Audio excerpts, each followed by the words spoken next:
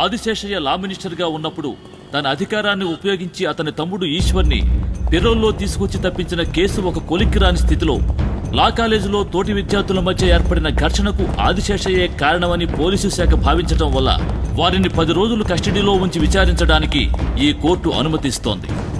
నేనెవరో, నా పవరు పదవి ఏమిటో తెలుసుండి కూడా నా తమ్ముడిని తీసుకెళ్లి బంధించుంచాడు. ఇన్నాళ్ళు వాణ్ణి చంపి వీణ్ణి చంపి అడ్డమైన పనులు చేసి సంపాదించిన పదవి పోయి, మర్యాద పోయి, నా తమ్ముడు బతుకుతాడో లేదో అన్న పరిస్థితికి తీసుకొచ్చిన వాడు చావాలి, వెంటనే చావాలి.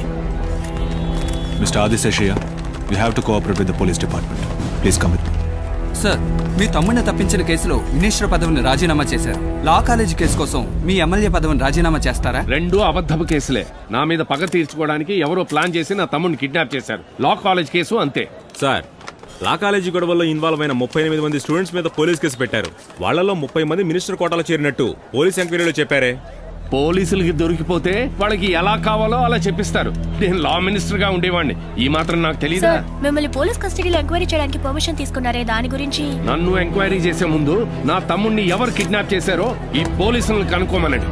కానీ ఒకటి చెప్తున్నా, నా తమ్ముడు ప్రాణానికి ఏమైనా జరిగిందో అప్పుడు తెలుస్తుంది ఆదిశేషయ్య ఎవరో. హలో, ఇక్కడ ఏం చేస్తున్నారు? Press sir. ప్రెస్ అంటే ఇలాగే బిహేవ్ చేయడమా? Sorry sir.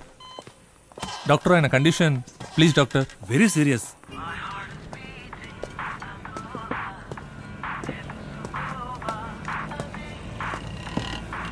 ఈనాడు, ఆంధ్రజ్యోతి, సాక్షి 3 ఇవ్వండి.